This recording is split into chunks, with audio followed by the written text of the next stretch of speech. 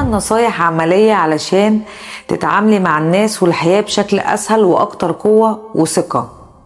أول حاجة، اعرفي قيمتك وحدودك. ما تسمحيش لأي حد يقلل من احترامك أو يحطك في موقف مش مريح. اتعلمي تقولي لأ بطريقة لطيفة لكن حازمة علشان تحمي نفسك من أي حاجة ممكن تعمليها وانت مش راضية عنها. 2. التواصل الذكي. اسمعي كويس قبل ما تتكلمي. الناس بتحب اللي يفهمهم ويهتم بكلامهم، ولما تتكلمي كلامك فيه ثقة، وعلى قد ما كلامك يبقى قليل بس عارفة انت بتقولي ايه كويس. خلي كلامك واضح وهادي بدل الانفعال، وده بيخلي اي موقف صعب ابسط. 3. اتعلمي ازاي تتحكمي في عواطفك. يعني بلاش دايما تكوني تحت تأثير الغضب والإحباط.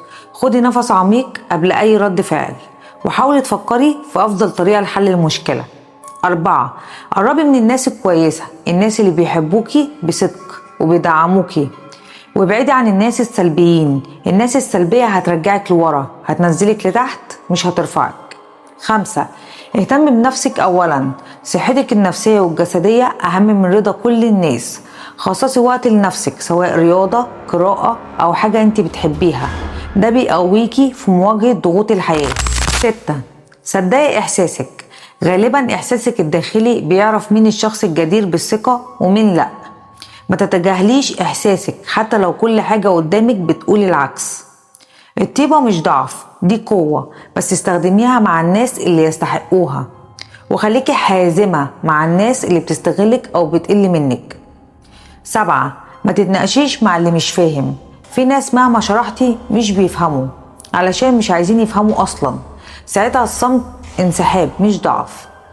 رقم 8 وآخر حاجة وأهم حاجة، ثقتك في نفسك بتبان في 3 حاجات: طريقتك في الكلام، طريقتك في وقفتك ومشيتك، انك ما تسيبيش حق. خليكي هادية بس قوية. انت تقدري تكوني راقية بس في نفس الوقت محدش يستهون بيكي.